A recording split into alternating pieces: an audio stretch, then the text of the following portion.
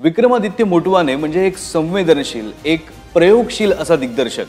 पण यावेळेस मात्र त्याचा जो सुपर हिरो आहे भावेश जोशी तो काही फार मोठी उडान घेऊ शकलेला नाहीये.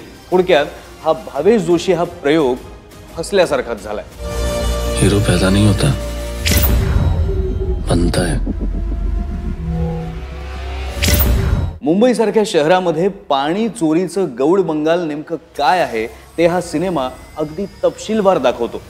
भ्रष्टाचारानं ही सिस्टीम आता इतकी खोलवर पोखरलेली आहे की मीडिया सुद्धा तिथपर्यंत पोहोचू शकत नाही हे दाहक सत्यही सिनेमा सांगतो.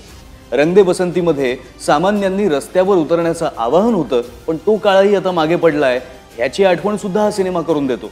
आता सोशल मीडियावरचा लढाई पुरेसा नाही, आता सुपर हिरोच हवा हेही सिनेमा ठासून सांगतो.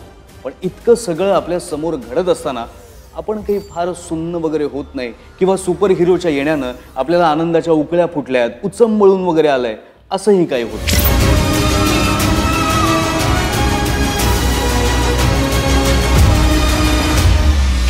आसपासचं वास्तव आणि ग्राफिक नॉव्हेल यांची सरमिसळ करत यातला जो सुपर हिरो आहे भावेश जोशी तो साकार होत जातो. म्हणजे तो कराटे वगैरे शिकतो, पण तो आयर्न मॅन सारखे यांत्रिक आणि तांत्रिक प्रयोगही करू शकतो. बरं, सॉफ्टवेअर तज्ज्ञ तर तो असतोच, पण या सूडनाट्यामध्ये हा भावेश जोशी जे काही डावपेच रचतो ते फार पटण्यासारखे नाहीये. हा पण मोटरसायकलचा थरार जो आहे तो मात्र खेळवून ठेवणार आहे. म्हणजे तिथे दिग्दर्शकाचं कौशल्य लक्षात येतं. समोर सगळे नावाजलेले आणि कसलेले अभिनेते असल्यामुळेच हर्षवर्धन कपूरचा पोकळ अभिनय जो आहे ना तो अगदीच उघडा पडतो. चिन्मय मांडलेकर, ऋषिकेश जोशी, सुहास पळशीकर त्यांच्या भूमिकाही महत्त्वाच्या आहेत, पण आपल्या अभिनयातून रंगभूमीची म्हणून जी ताकद असते ते हे अभिनेते पुन्हा एकदा ठळकपणे सिद्ध करतात. निशिकांत कामतला खलनायक रंगवण्यासाठी फार मेहनत घ्यावीच लागत नाही, तो अगदी सहज काम करतो. पण यातलं सरप्राईज एलिमेंट म्हणजे प्रताप फड. मराठी रंगभूमीवर दिग्दर्शक म्हणून कारकीर्द बहरत असताना आता अस्सल अभिनेता म्हणूनही त्याने नाव कमावलंय असं म्हणायला हरकत नाही.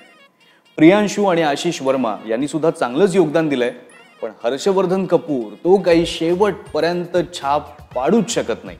तो या सिनेमातला सगळ्यात मोठा वीक पॉइंट आहे. आणि म्हणूनच विक्रमादित्य मोटवानेच्या या भावेश जोशीला मी देतोय 2 पॉपकॉर्न.